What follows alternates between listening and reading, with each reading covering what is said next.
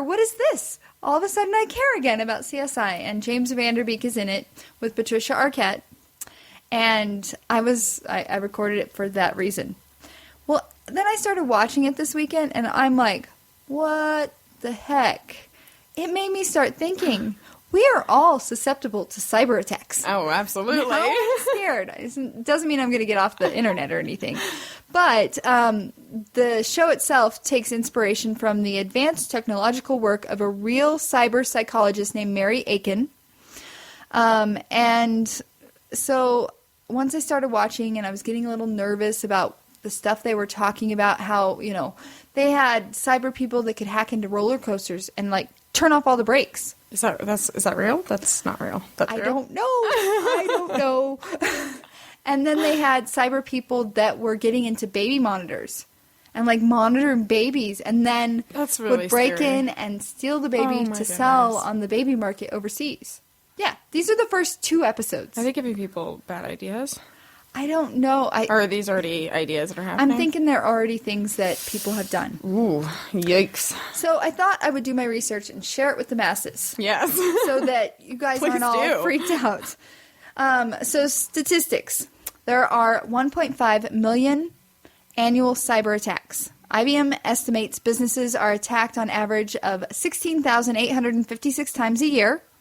In 2014, 47% of American adults had their personal information stolen by hackers. We've all heard of the identity theft stuff. Yeah. But McAfee estimates that the annual global cost of such crime could be over $400 billion with a B. Wow. That is... Wow. And I found this statement to be crazy. You're probably more likely to have your email account hacked than your home broken into. Yes. So you have the ADTs, you have the AT&T Digital Life, all of these like home security systems. But how many people are really thinking about their internet security? Yes. FBI.gov brought me some great tips for protecting from cybercrime. So I wanted to share these. Okay. So the first one is keep your firewall turned on. Tara? So I have a Mac. So does that... I don't understand Mac. I love don't Macs know. because I don't think I don't have to deal with anything, really. I just watch what You I have click no, on. like, Well, firewalls or... I don't understand I mean, Mac, so don't know I what always I'm just talking update about. my software and everything. And you think But that I've that's never had good? a virus, and I've never... And I've heard that about Macs. So, I really like my good. computer. And then install or update your antivirus software. Yes. Install or update your anti-spyware technology. Keep your operating system up to date. And this was one that I was like, what? I hadn't really thought about that because when they come out with an operating system update, I'm like, this is going to slow my computer down. Yeah. It just gets me closer to having to buy a new one, right? Is that what... I have no idea. I always download or upgrade. Well, you have an iPhone. Have you ever gotten to the point where your iPhone doesn't have enough room for the update? Yeah, but I just delete everything and then See, that's what update I it. do. Yeah. That's what I do. But then I'm like, Time to my start over. computer. Time for a new phone with more space. Be careful what you download, which you mentioned, and turn off your computer, which I don't always do. I am so bad at that. Because it's to turn a computer on from nothing, it takes time. Not even my computer. My computer's like boom, but I just You are a am Mac so spokesperson, aren't bad. Well, I love Macs. I really do. But I'm so bad at just thinking it'll go to sleep, and I'll be like, oh, I'm done. You know, I turned my computer off, and the next day I'm just like wiggle and hey, You're probably safe because Mac Hopefully. doesn't get viruses. we'll see. I've always been a PC person. Come back to me in 6 months, and we'll see. We'll see how I'm doing. I'm waiting for the day that those hackers hack into a PC. So those are some tips that I wanted to share just because I'm watching this show going, oh my God. Yeah. Oh my God. My Facebook. Who's hacking my Facebook? Who's hacking my Twitter? There's some, and I do a lot of shopping online. Yeah, that's. Do you? I do. Yeah. It's an addiction. Amazon is my friend. Amazon's great. All right, let's get Woman Crush of the Week. Okay. Are you ready? Yeah. Who you Yeah, got? I am. Who you got? I've always struggled with Women Crush of the Week, but I have another personal one because I just Yes. don't have anything very relatable outside of personal life. That's I don't awesome. have That means you don't get caught up in celebrities. not I ever. do. Holy muffin. Oh no. If you've ever worked at a radio station, you know the biggest rule is not to bring food or drink into the studio. Yeah. Especially when Janet's around. So I just spilled Tara's water all over the computer table, but it didn't get on the computer, Steve. All right, let's get back to business. What's your who is your woman crush of the week? And I like that you have real people. I have real people. It's so hard for me to, I love it. To relate outside of that. It's hard for me to relate to women in general, actually. This has been my New Year's resolution this past year was to surround myself with more women, because I've never had a role model or any really close women friends? Yeah, in my life. Oh, wow. So it's something that I've been working on, and I was like, hey, you got to put yourself out there and to make friends. So I have a lot of women crush lately because I've joined 2 groups. I joined a cooking club with some women, and then an entrepreneur book club. And so through these 2 very daring acts, I've met a lot of really amazing and inspiring women. It was terrifying. But I had to do something where I was going to commit to it totally. You know, it was something where it's convenient, it's close, and I can just keep going. Right. So one of the ladies that started the lady who started the Entrepreneur Book Club, her name is Brandy Castle. She owns Judith and Joe, which is a mobile street boutique. Mm-hmm. And I met her about a year ago, and only within the last, I think, since, I don't know, October, November, December, we've become very close, and she is just such an inspiring, wonderful you guys have so many woman. Similarities. Yes, and I really look up to her, and I adore everything about her, and I really love the fact that she's older than I am. Not much, but just a few years to where I kind of tricked her into being my mentor, and I didn't officially ask her. You just started calling her around. She's very inspiring, and she's a good worker, and she has really good ethics, and we have work dates every other Tuesday. What's a work date? Where we just go to a coffee shop and we just, work on our computers together. So we're not working at home alone. We go to different spots, and she introduced me to green spaces in your life. Yes, and she's wonderful. I can't say enough good things about her. She's really awesome. Cool. So she's my woman crush of the week. You're so good. I knew you'd have a real person, but I wasn't prepared for a real person. So last time I did the podcast, but I'm glad I did, because I pulled that one out of nowhere, because I was like, I'm not going to do a real person, and then you liked the podcast. So. I did.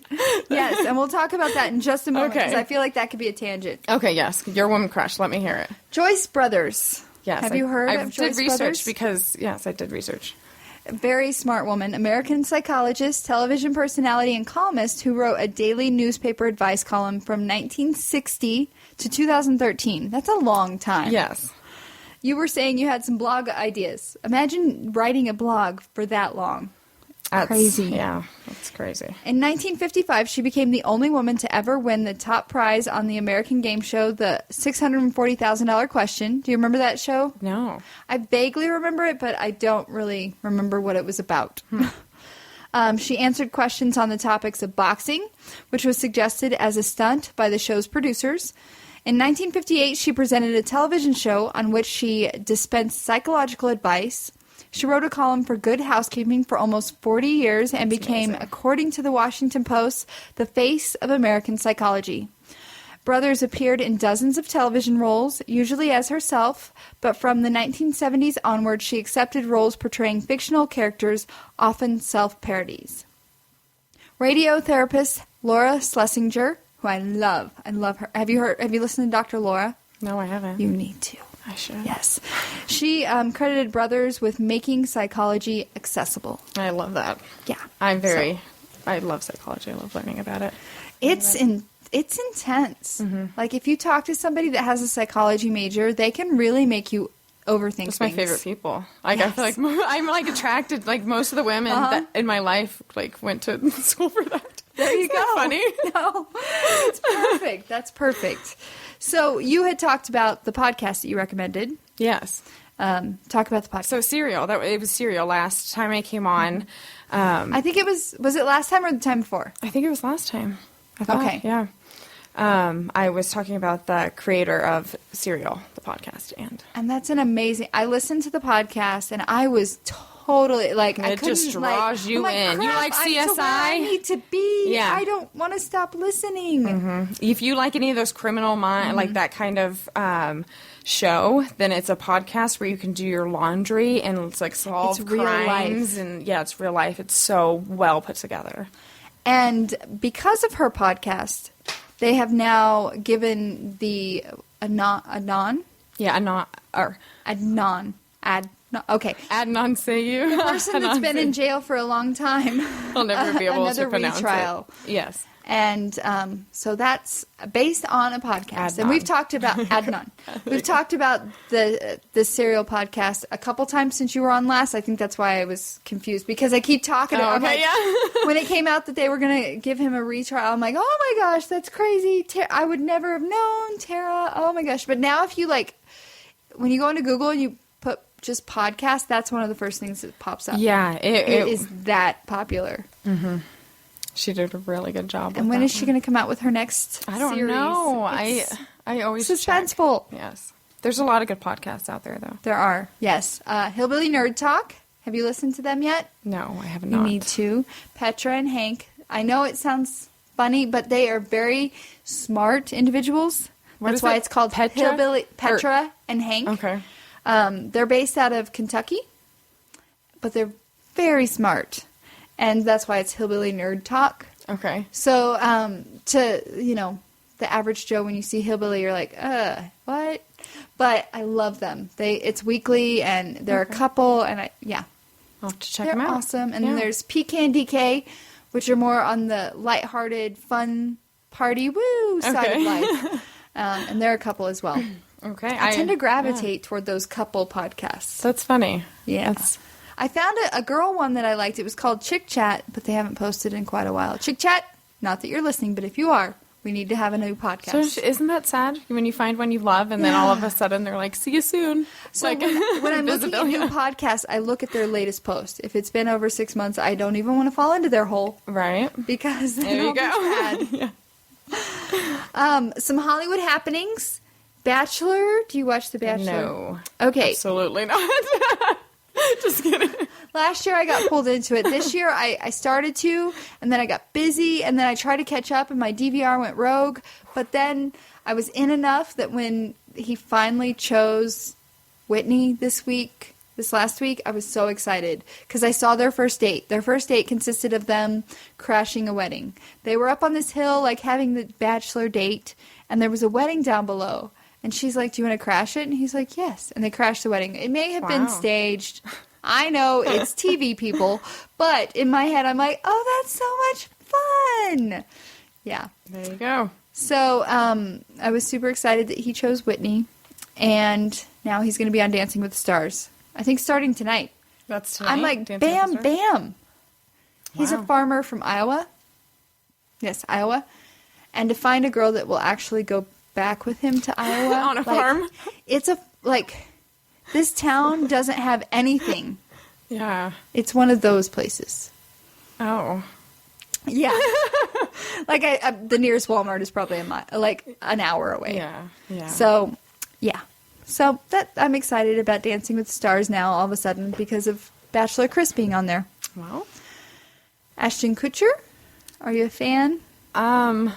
Of some of the things that he's done, yes. I mean, like some of the 70s roles that shows? I love that 70s show. Steve Jobs movie? I watched it. It was okay. Yeah. It was pretty... It did not make me like Steve Jobs. No. But I think he did good. Yeah, The Butterfly Effect was like the coolest movie ever. That's been several years ago, but I remember seeing such a good movie. That was, good one. I've always kind of had a bit of a crush on him. I pictured Christian Grey as being a younger version of him. 50 Shades of Grey. Oh. They're like, you should have seen her face. She's like, who? What? Okay. But he and his lady friend, Mila Kunis, also from that 70s show. I love that they're together. That really makes me happy. Because they should have been this whole time. Mm-hmm. You could tell from What was the Demi thing? It was just like a tangent. Yeah. It was a squirrel moment for a few years. So they had a baby, a daughter named Wyatt. in October, and obviously he's a hands-on father because he's not afraid to take on diaper duty when they're not at home. He posted over the weekend on Facebook about a problem he and many